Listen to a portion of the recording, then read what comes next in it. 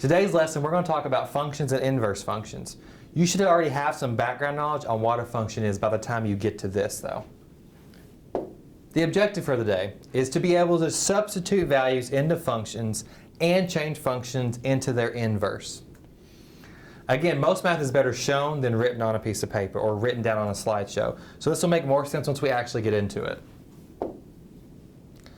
Here's a little bit of background information you need to understand. Functions act very similar to expressions.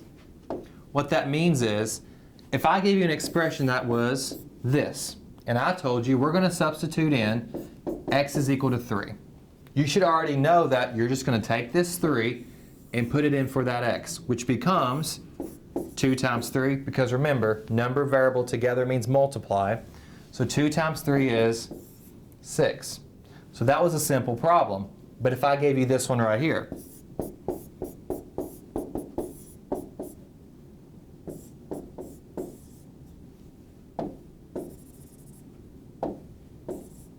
it's asking you to do the exact same thing. It's saying the function is 2x. Up here said the expression was 2x. Same thing. Over here it said x is equal to 3. So you're just going to plug it in. This is also saying x is equal to 3. Notice over here the x is in parentheses. Over here there's a 3. There's a reason for that. That means this isn't in terms of x, and now x is going to be 3. So let's put in 3 right there. So now, if x were 3, we'd have 2 times 3, which is also 6. So we got the same answer either way. They're very similar to each other. So the bottom line is, if you can do expressions, you can do functions. And again, to clarify again, functions are similar to expressions. Now let's talk about what is an inverse function. The bottom line is an inverse function just does the opposite operation of what a normal function does. So let's say that I had this right here. This is a normal function. It's what you're used to seeing. Well, if I asked you about the inverse function, which by the way, just has a little -1 there. This is a normal function because there's nothing there. If you have a little -1 there, we mean inverse. So this is the inverse of that. And what's the opposite of adding to? Subtracting 2. So the inverse function of x plus 2 is just x minus 2. One more example. If you're already given the inverse, again, why is this the inverse function? Because there's that little -1 there. That's how you know it's an inverse. So pay attention to that. It's very important and easy to miss. We know the inverse function is x divided by 4. What's the operation we're doing? Dividing by 4. So if I said, hey, what's the normal function? Just like when we went from normal function to inverse, we just did the opposite operation. It works both ways. So what's the opposite of dividing by 4? Multiplying by 4. And how do we represent that in algebra form? Just like that. Because again, remember, number variables smashed together does mean multiply. So the inverse of x divided by 4 is 4 times x, or 4x. Now let's do some practice problems. If f of x is equal to x over 2, or x divided by 2, what is f of 8? So, we know the function is x divided by 2. And we know that they want us to plug in an 8 for x. How do I know that again? Because whatever is in that parentheses is what I'm going to plug in. Simple as that. So instead of fx is equal to x over 2, we're now going to say f of 8 is equal to 8 divided by 2. And what is 8 divided by 2? 4. So the correct answer is 4.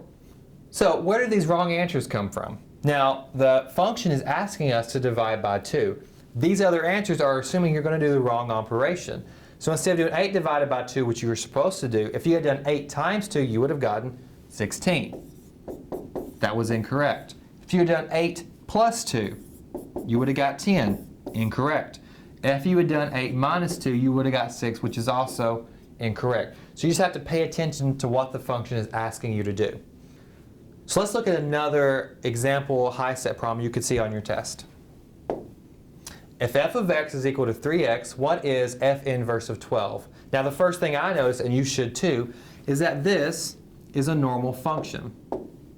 I know this because it's just a normal f of x. But when I look over here, I see a negative there. That should automatically scream to you, oh, that's an inverse. So before I do anything, I need to figure out what the inverse to this function is. So we notate inverse by putting that -1 there. What's the opposite of timesing by 3? Dividing by 3. So f inverse is going to want us to put in whatever number they're wanting us to substitute in and turn around and divide it by 3. So looking over here, we can see that it says f inverse of 12. Now that notation means we're going to plug the 12 into the inverse, not the normal one. So this 12 is going to go right here. So we're going to do f inverse of 12, which looks just like what we have there. That's going to be 12 divided by 3. And what is 12 divided by 3? 4.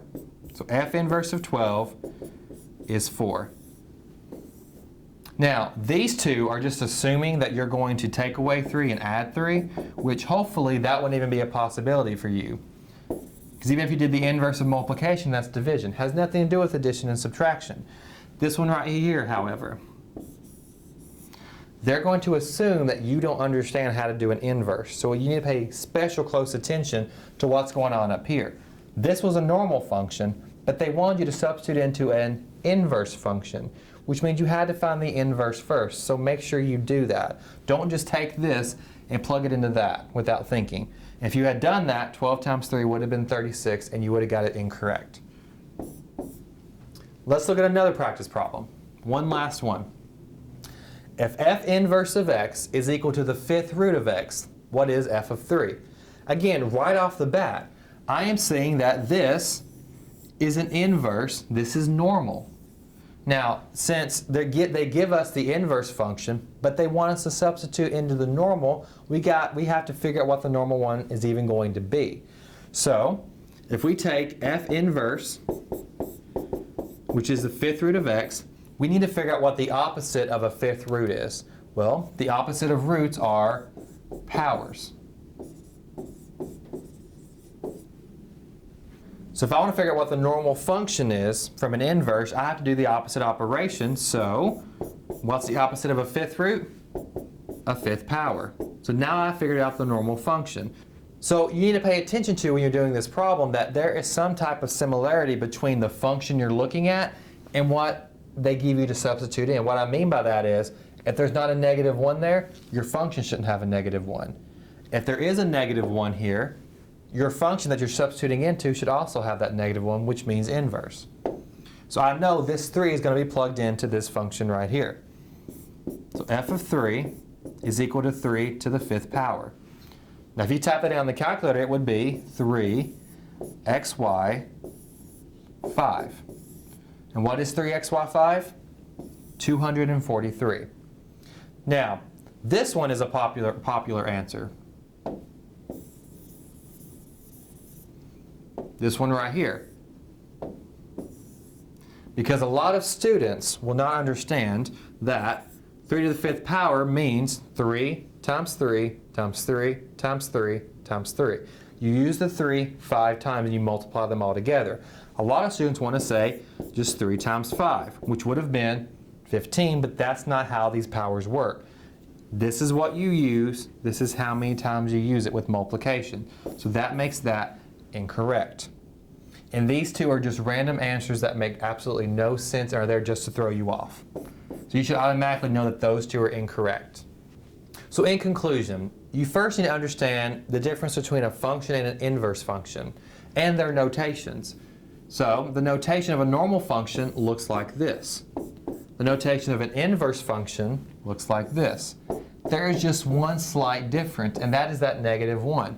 So if there isn't anything there, you know it's normal. And if there is a -1 there, you know that's the inverse. And going between a normal function and inverse is really easy and back and forth. If one of them is adding to, the other one will be subtracting because subtraction is the opposite of addition. Or if one is taking a power, like for example 8 to the 7th power, the opposite one, the inverse, will be doing the 7th root because roots are opposite of powers. And then you need to pay close attention when they want you to substitute these in, that you're substituting the number into the right function. If the function they give you is inverse, but what they want you to plug in is normal, you have to first go from the inverse and figure out the normal one before you even go about plugging that in. And it works both ways.